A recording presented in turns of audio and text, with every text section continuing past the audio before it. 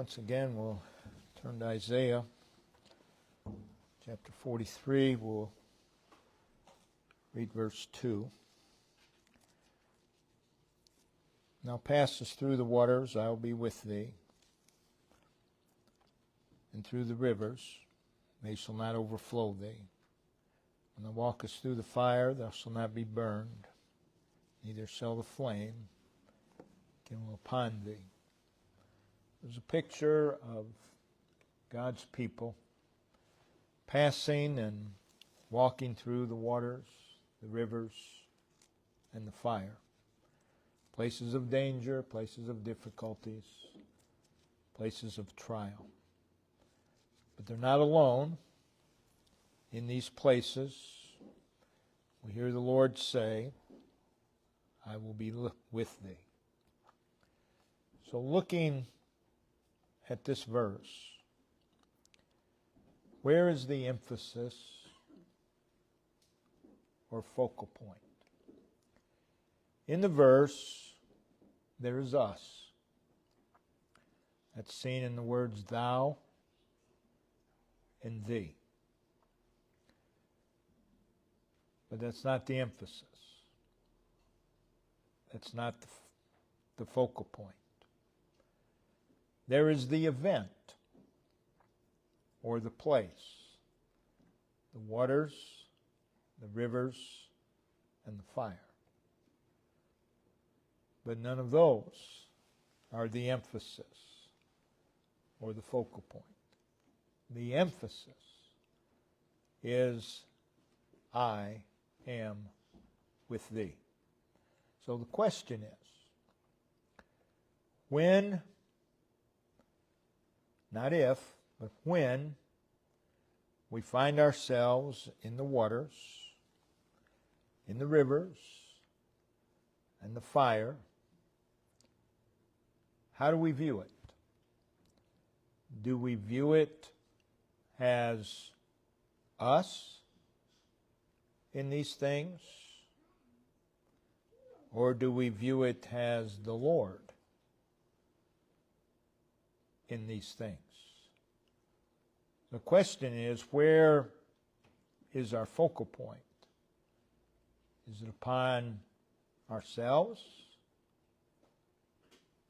Or is it upon the waters, the rivers, the fire?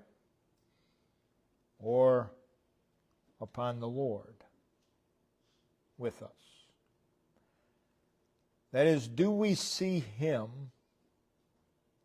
first in these places? Do we view these places as where He is? He's there before you get there. Fiery furnace is a good example.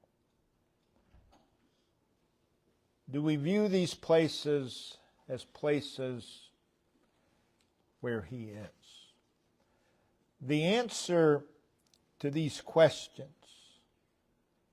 are very important. They manifest our spiritual condition, for one. And the answer to these questions are also a determining factor of how we will do in these places. With that in mind, now let's turn to Psalm 78. Psalm 78. And we'll read verses 17 through verse 20. And they sinned yet more against Him by provoking the Most High in the wilderness. And they tempted God in their heart by asking meat for their lust. Yea, they spake against God. They said, Can God furnish a table in the wilderness? Behold, He smote the rock, that the waters gushed out and the streams overflowed. Can He give bread also? Can He provide flesh for His people? The 78th Psalm is a historical psalm reviewing Israel's history from the Exodus to David as king. It's a history that covers 500 years. In that, there is an evidence, just as there is in our history, an evidence of God's faithfulness. There's also evidence of the failure of God's people. So you have the faithfulness of God, the failure of God's people. The 78th Psalm is an account of God continually, or God's people continually abusing God's grace, continually ignoring God's laws, rejecting God's claim upon their lives. But more than that, it is a record of God being faithful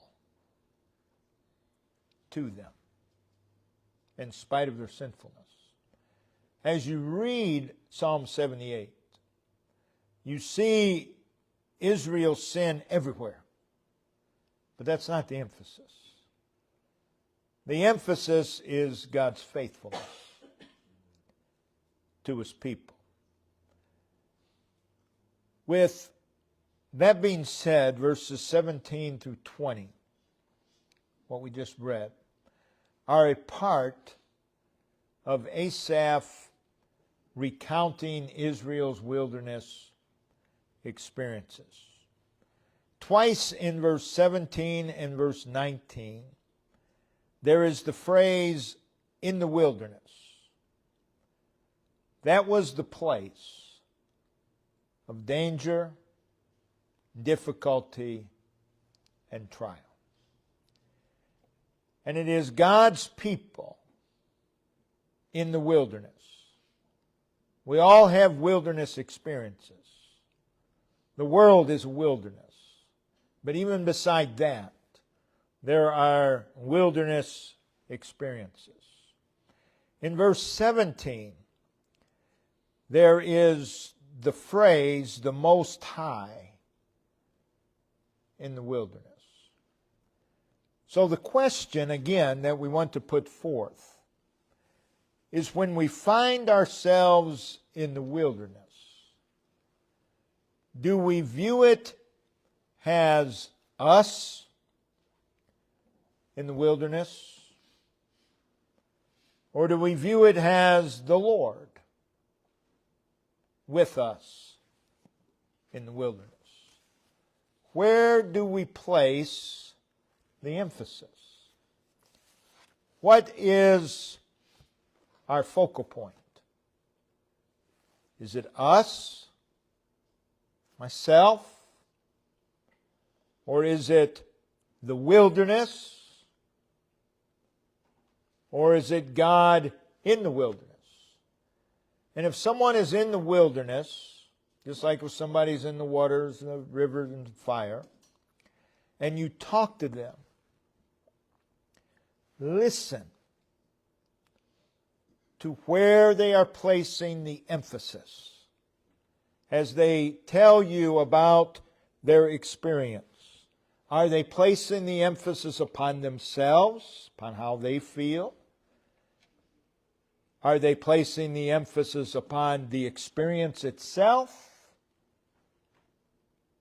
Or is the emphasis upon God? And the reason we need to listen for those things is because you have to know where they are. Yeah, they're in the wilderness. But what's their attitude in the wilderness? And that's the only way you can help them. If they're focusing upon themselves,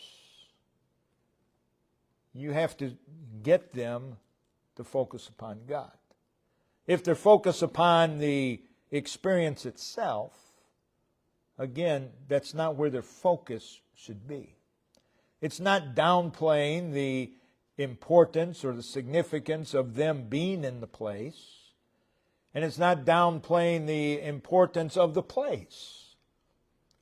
It's just simply realizing what's the most important. And that's God in these places. So, again, the answer to these questions are of the utmost importance, for they are a manifestation of how we're viewing the situation that we're in, and they also are a determiner of how we're going to do in the wilderness.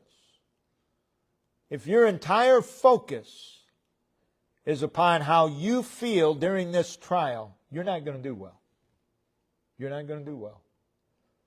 If your entire focus is on the experience itself, you're not going to do well. Unless the Lord intervenes and redirects focus, we're not going to do well.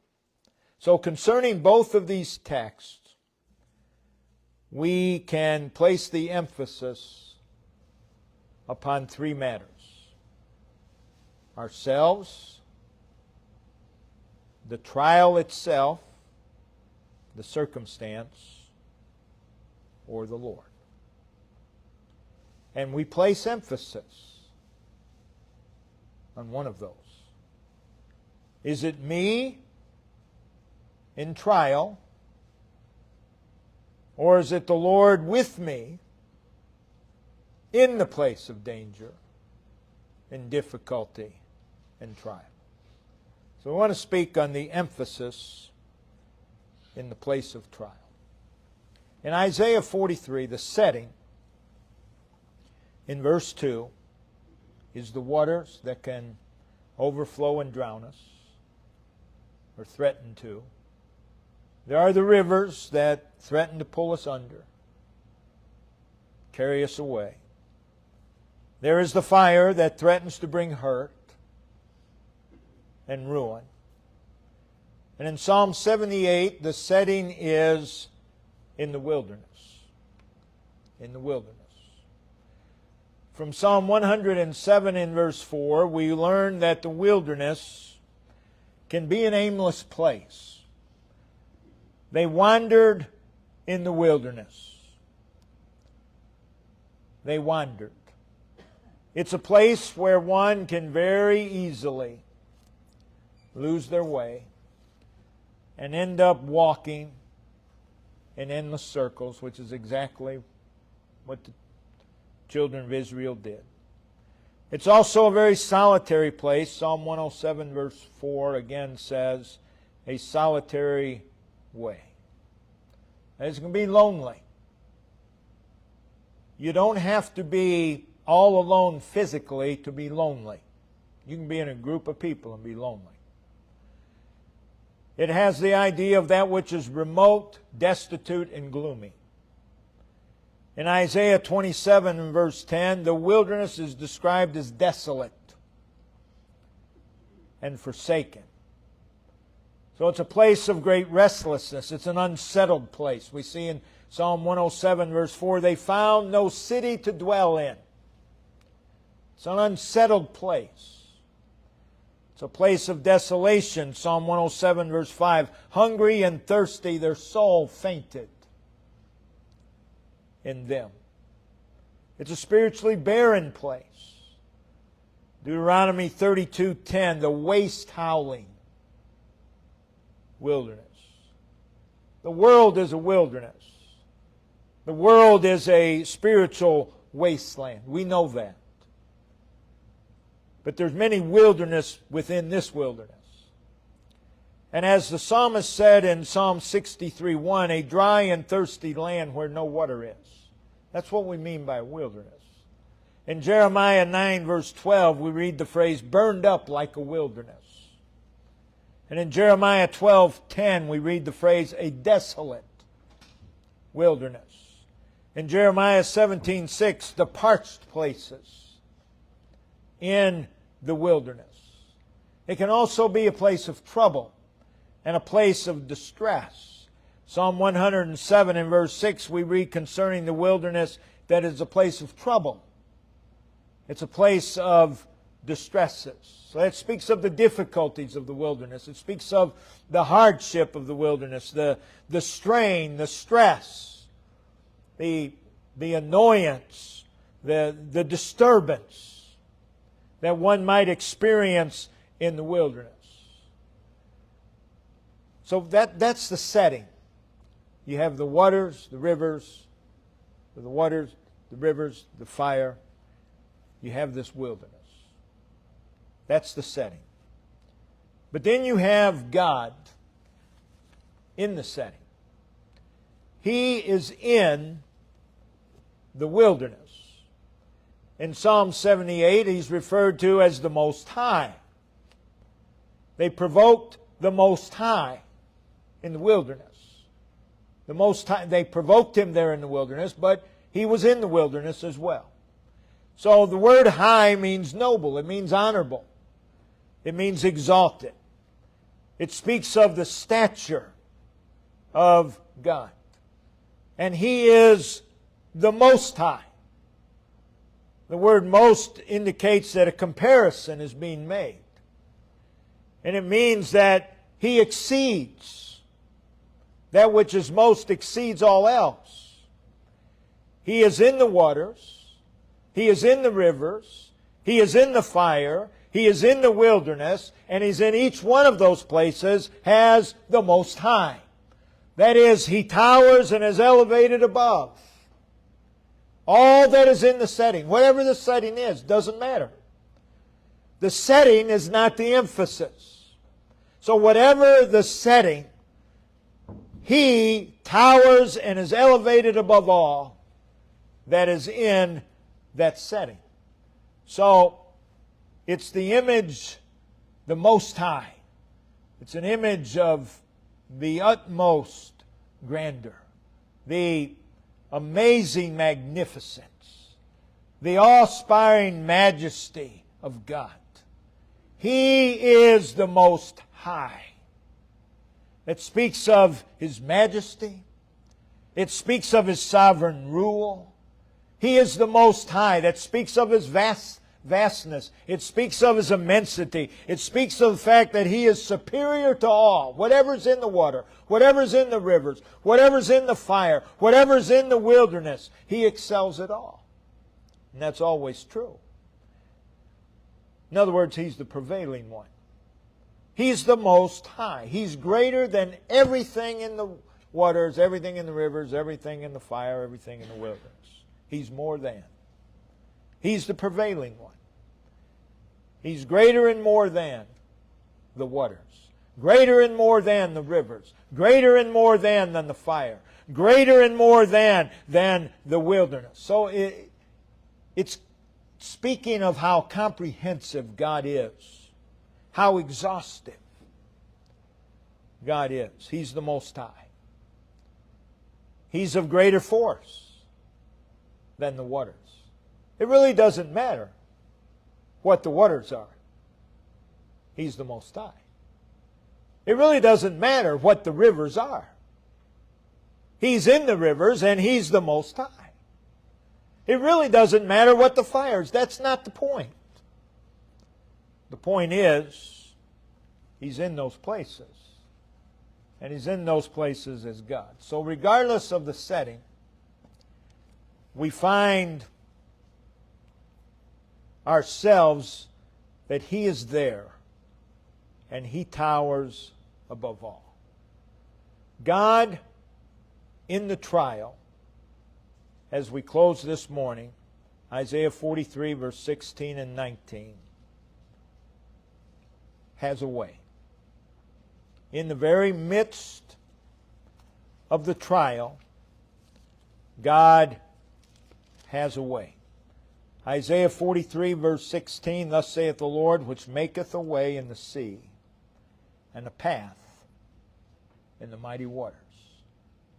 You don't think of a path in the waters, the mighty waters. There's a path. Verse 19, Behold, I will do a new thing. Now it shall spring forth. Shall you not know? Shall you not know it? I will even make a way in the wilderness and rivers in the desert. So there we are, in the waters, the rivers, the fire. There we are in the wilderness. And God says, I will make a way. I will make a way. Seems to me that that should be the focus, more the focus than the trial. There's a way. Whatever your trial is,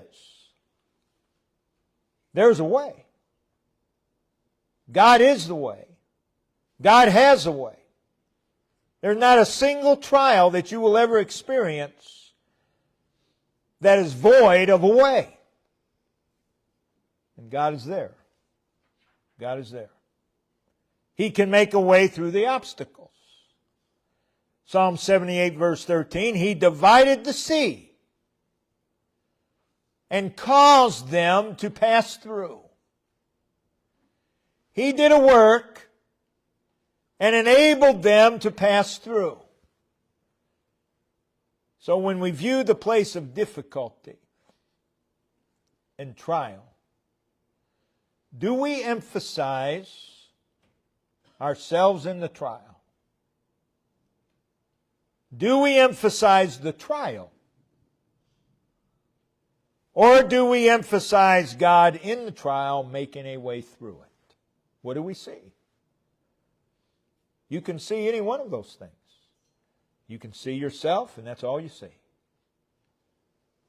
You can see the trial, or you can see God making a way through the trial. All depends on what you see. They're all there, but what is it that we see? God provides His guidance and protection. Psalm 78 verse 14. Let's turn there. Psalm 78 verse 14. In the daytime also. In the daytime also. In addition to making and showing them a way, you read on there are the words daytime, and there are the words all the night. And what did He do? He led them in the daytime. And He led them all the night. The rivers may be the same. The waters may be the same. The fire may be the same. The wilderness may be the same. They don't always look the same. There's the daytime. There's the nighttime. Things look different in the day than they do in the night. And vice versa. But it says there in Exodus 13:21, the Lord went before them. Speaking of the cloud, He went before them in the daytime, and He went before them in the nighttime. So you're experiencing a trial, and someone will say, well, the worst time is at night. Or maybe they'll say the other, the worst time's in the day.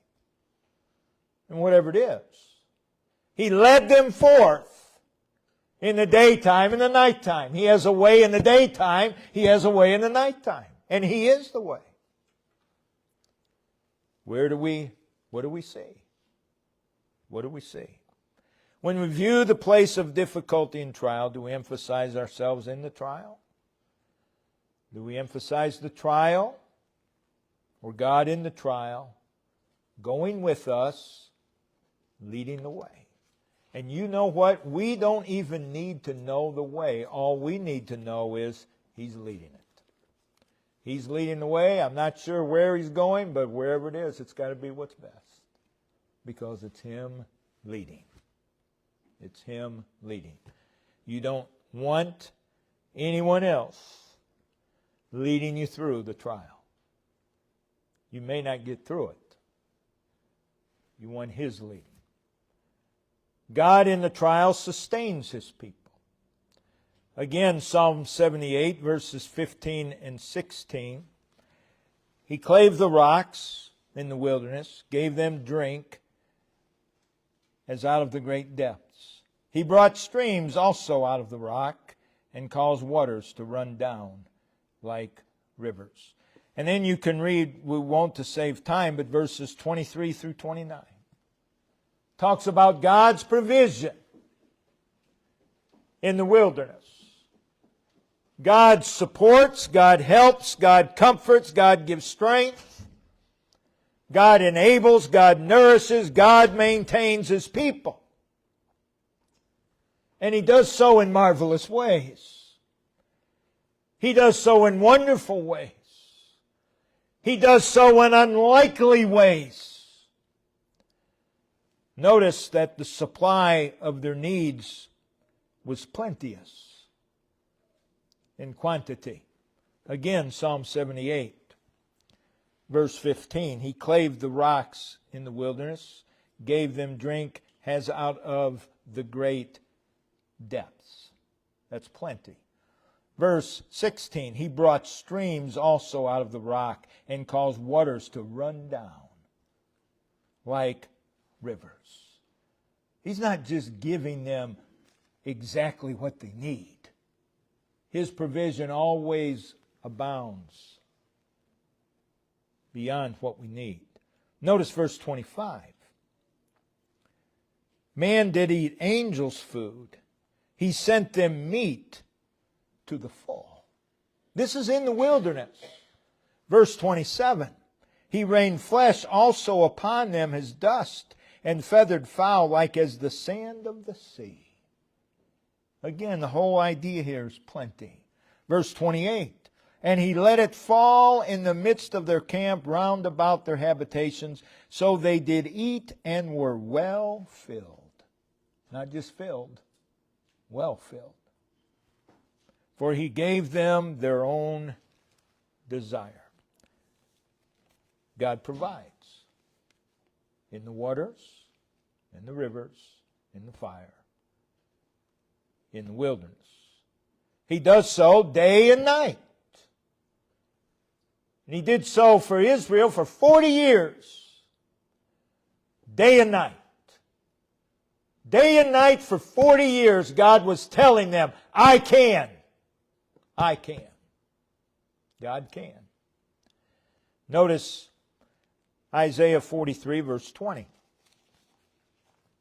The beast of the field shall honor me, the dragons and the owls, because I give waters in the wilderness, and rivers in the desert, to give drink to my people, my chosen. When you go through the waters, you do so as His people, as the chosen. When you go through the rivers, when you go through the fire, when you go through the wilderness, same thing.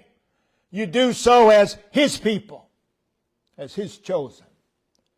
Is He going to forsake you? No. He's faithful. He's faithful.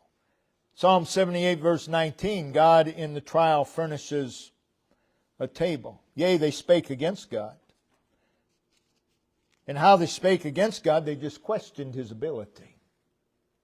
You question the ability of God, you have spoken against Him. All they said is, can God furnish a table in the wilderness? You shouldn't even have to answer that question or ask that question. The answer is yes, He can. Throughout the psalm, and though the psalmist is speaking of the sin of his people in Psalm 78, God can furnish a table. And God does furnish a table in the wilderness. The table is not the product of the wilderness. That's the problem we have. If you put the emphasis in the wrong place, you put the remedy in the wrong place as well. And now you're going in the wrong direction. This table's not the product of the wilderness. Don't look into the wilderness to supply your need. Look to God to use the wilderness to supply your need. This is not prepared by man. God may use man, but it's not prepared by man. It's of God. God in the wilderness can and does furnish a table for His people. And He does so with wisdom. He does so with love. He does so with care. God provided table for us. Speaks of His hospitality, His friendliness, His reception, His welcoming of us. And again, this is in the midst of the waters, in the midst of the rivers, in the midst of the fire, in the midst of the wilderness. God knows what I need. He knows how much I need.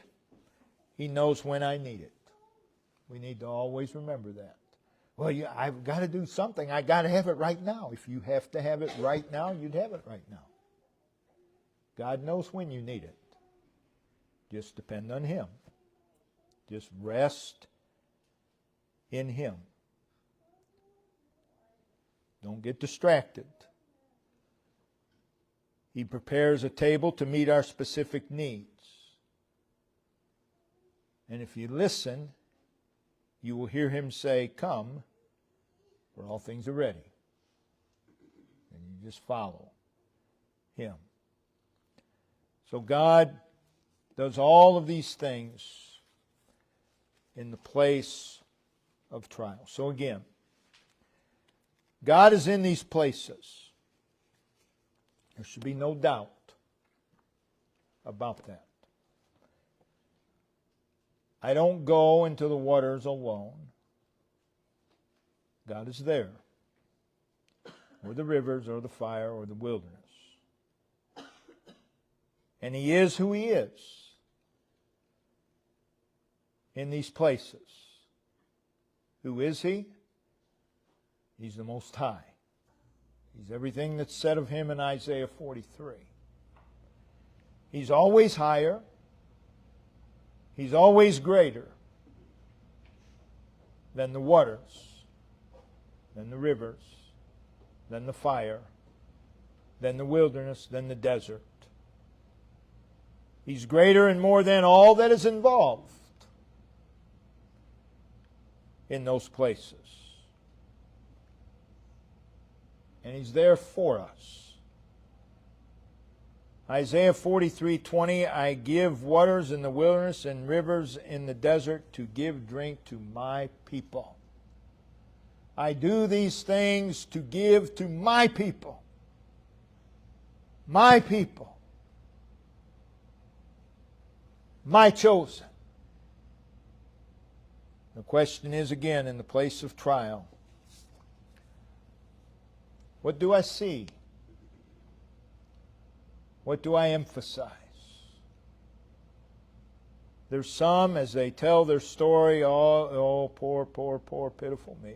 Oh, and they just count all the times they say me and I. And you see where the emphasis is. Where all they talk about is the trial itself. Where's God? Don't ever become blind to God in the trial. You want to increase your difficulties? You want to increase your trial? You want to make it harder than it needs to be? Turn a blind eye to God. And it will be. And most increase. They're in a place of difficulty and they increase the difficulty. They increase the trial. They multiply it. What we see and emphasize is so important to how we do in the trial. So again, read Isaiah 43:2 and rejoice. Read Psalm 78:17, the Most High in the wilderness, and rejoice. If we find ourselves in the waters, if we find ourselves in the rivers and the fire, we find ourselves in the wilderness, we find ourselves in the desert. But know this, He's there. He's there. And He's there as who He is. And He's there with us. And He's there for us. So view those places, the places of trial, as the places of the Most High. As the places of the Most High. It's a special places of God's presence. We need to see that. We need to see that in the midst of the trial. God is there. God is with me. God is with me. May not feel His presence every single moment, but I know this. He's here. I know that. He's here. And then you seek Him in the trial. What most seek in the trial is the way out of it. That's what most seek. I got to get out of this mess, however. That's what they're seeking, the escape. But if we know that God is in the trial, looks to me, that's who you need to be seeking. He's there, so just seek Him. And if you seek Him and you find Him, you will have also found the way through whatever the trial might be. Brother Dave, if you'll come and lead us in verse of song, we'll